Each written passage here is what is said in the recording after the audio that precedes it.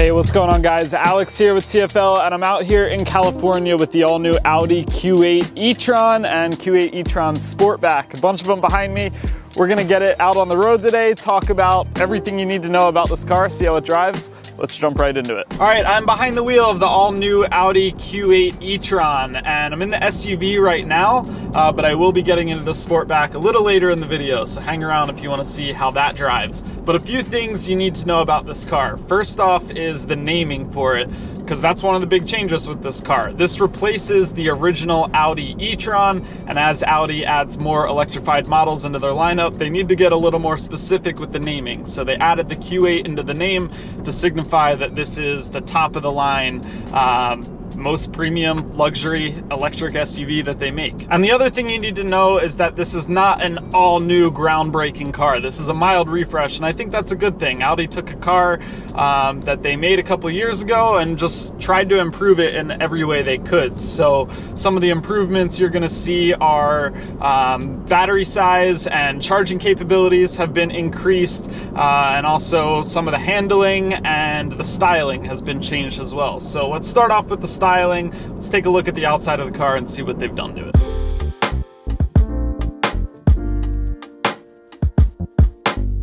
It's very similar looking to the old e-tron, but definitely some noticeable differences. And funny enough, actually, the hotel that Audi had all of us journalists staying at, one of the other hotel guests valeted the old e-tron and parked it right next to one of these. So here you can see them side by side, and you can kind of pick up on some of the differences. One of the big changes is up here in the front grille. They have this new mask design which comes under the headlights and surrounds the entire grille, and it's very similar to what you see on the gas Q8. So there's a lot more similarities now between the Q8 e-tron and the gas Q8, which I think makes a lot of sense. They also redesigned these air inlets right here, which help channel air around the front tires. There's also these little spoilers down here, which do the same thing, help redirect some of the air.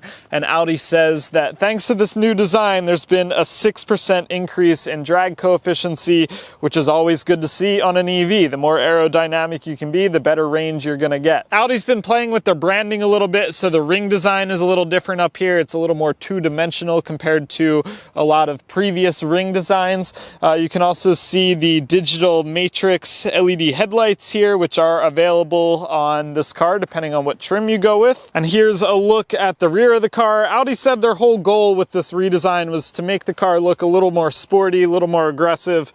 And I think they accomplished that, especially here in the front. This grille just helps the car look a little wider and give it a more aggressive stance. This color is really cool too. It's called Plasma Blue Metallic, and this particular Q8 e-tron has the black optic package, which Audi says most of their customers will probably go for, and that gives you all these black accents here. This inner portion of the grille is black instead of being body colored, but there's also a launch edition available, which gives you even more blacked out accents, including black mirror caps and some other things around the vehicle. This isn't the launch edition, but if you're picking up one of these cars in the first production year, you can go with that special package. And I did just want to mention that there will be 4 trim levels available: the Premium, Premium Plus, Prestige, and then that launch edition I told you about, at least for the first year. And this one behind me is the Prestige, so it's pretty close to the top of the line, but not the launch edition.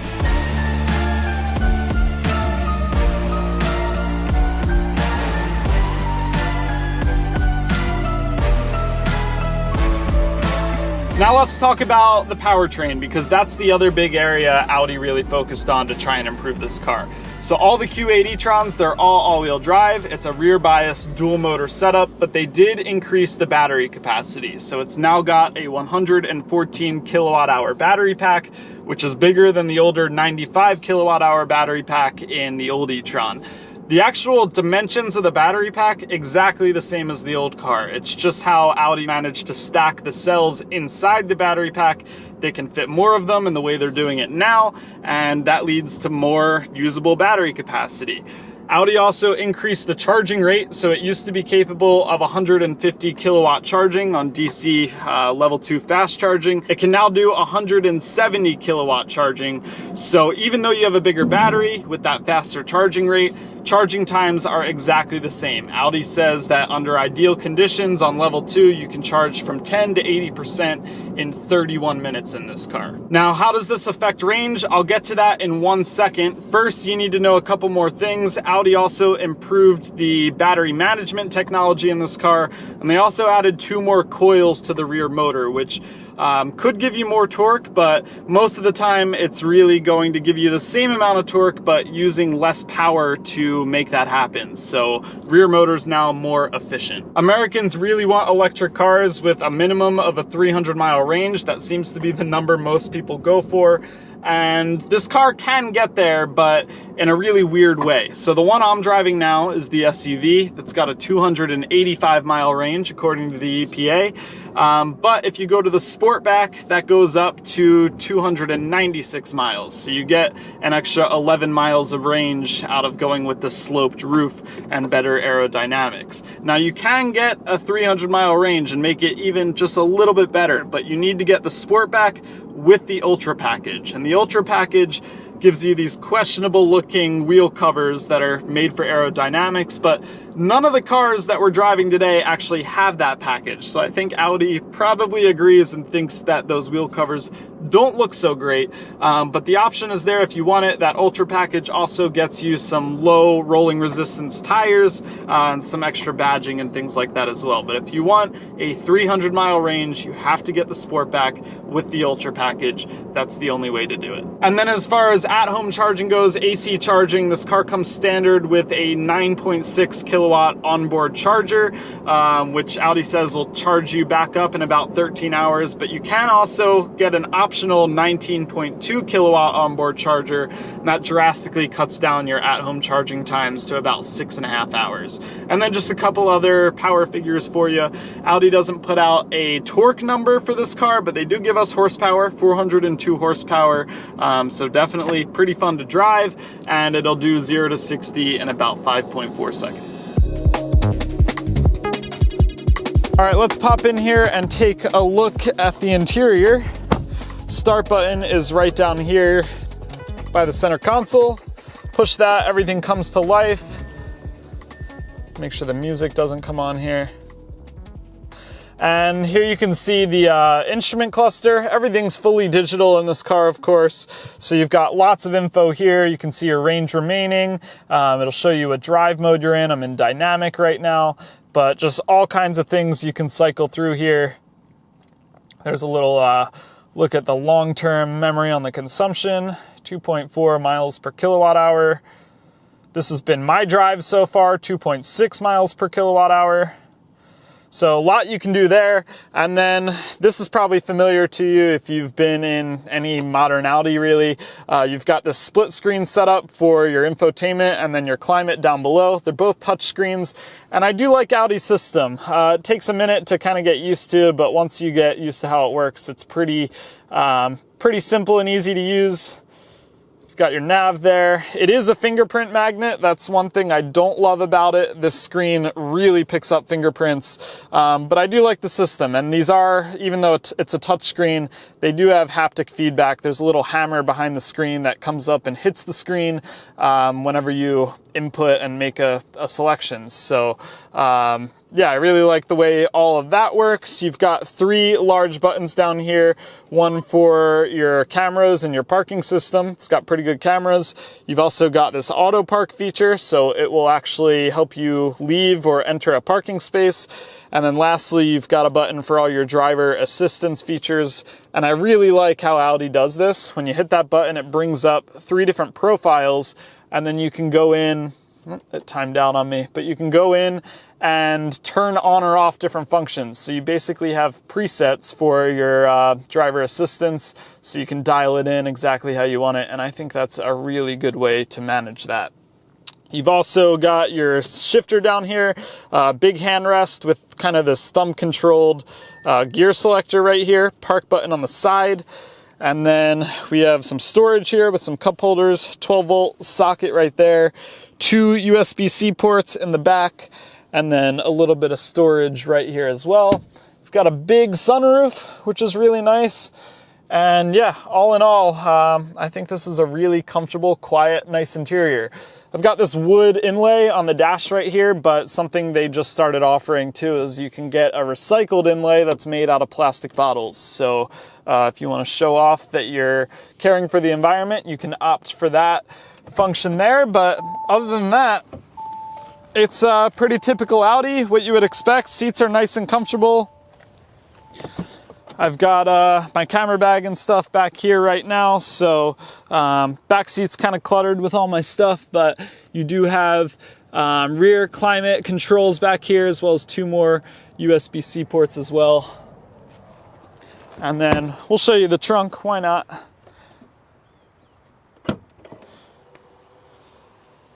This is the SUV version, so you have more cargo space than you would get in the Sportback. But this is a pretty high loading height here, so it's really easy to lift things in and out.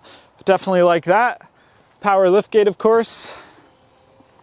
And all in all, a pretty comfortable place to spend time, as you would expect from an Audi, especially a top-of-the-line Audi. And I'm about to switch over to the Sportback, but before I do, I reset this right before I started driving the SUV this morning, so just wanted to show you my consumption, about 2.5 miles per kilowatt hour.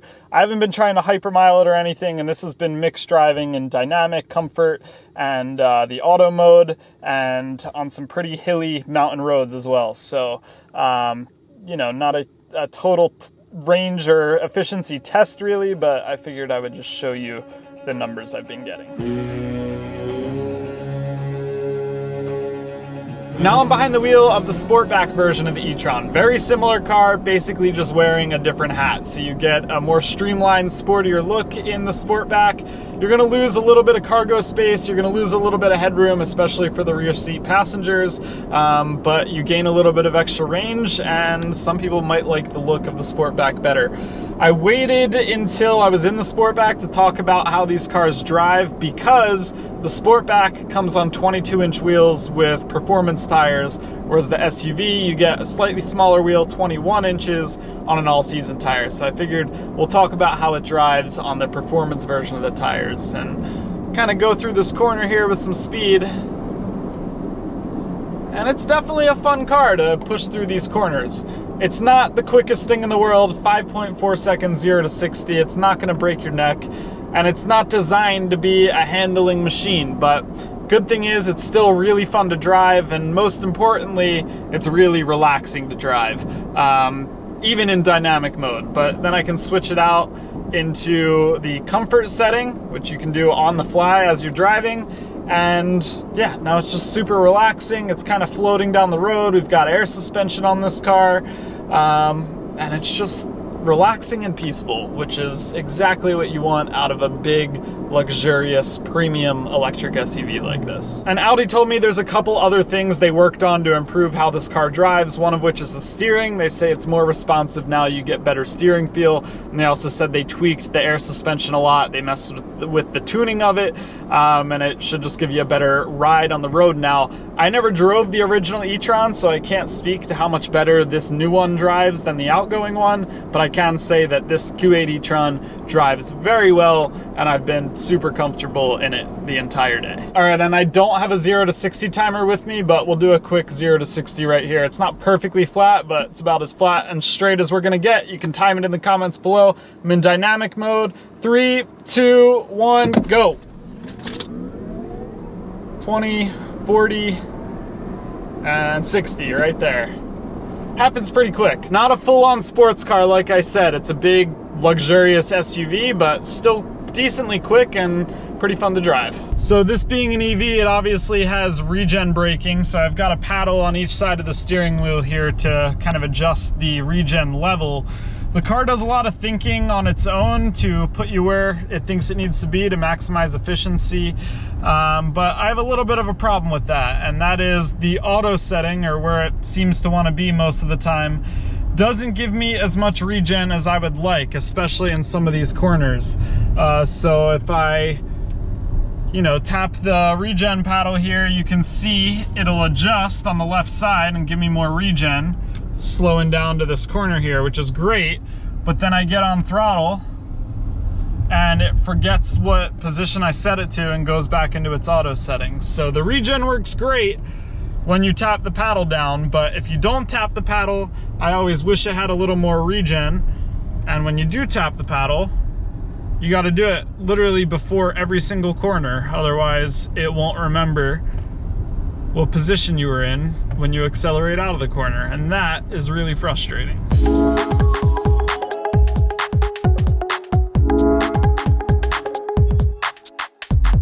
All right, and just like I did in the SUV, I'm gonna give you some numbers from the Sportback. I reset this before I got in the car today, and consumption is about 2.5 miles per kilowatt hour according to this. As you can see, let's look at the long term, 2.4, so I did a little better than the rest of the people that have been driving this car. But there you go. So not really a number to compare to the SUV because I was on different roads as I drove the SUV on, and all of this was, you know, playing around with all the different modes and testing the acceleration and everything. So I'm sure you could get this number better, but nevertheless, I drove it around all day. I wanted to at least show you something. Well, there you have it, the all new 2024 Audi Q8 e-tron and the Q8 e-tron Sportback. Really impressed with this car. Not much thought put into driving it, which is exactly what you want. This is a luxurious premium SUV, and it drives that way. It's super simple, definitely still fun and spirited on some twisty canyon roads, definitely still quick, but most importantly, comfortable, good looking, stylish, and they took a car that I think was already pretty successful, added more range to it, better charging, and a bigger battery, and you've got a pretty good package here. So I think nicely done, Audi, on this new model, and we'll have to wait and see later this year what Audi comes up with for the SQ8 e-tron, because a more performance-oriented version is definitely coming on the way. Availability, they'll be available summer 2023, so right around the corner. Actually, I think they already started hitting dealers last week, so you could go get yours right now. And as far as pricing goes, the SUV is going to start at $74,400. This Sportback, slightly more expensive at $77,800, but both the models I drove today were a little more on the premium side of things. So this one right here, as tested, MSRP is right around $92,300, and the one I drove, the SUV, earlier today was around $89,000 MSRP. But the SUV is going to be by far the more popular one, even though the range on the Sportback is a little better. Audi tells me the take rate for the Sportback is only about 10 to 15%, and the rest of the customers are going to go for the SUV. So there you have it. Let me know which one you would take down in the comments below. Thanks for watching, and if you want to see this white Sportback in a little more detail, head on over to alltfl.com because I did a full walk around to this one last week. So if you want to see the Sportback a little more up close and personal, that video is there for you. Thanks for watching. Catch you in the next one.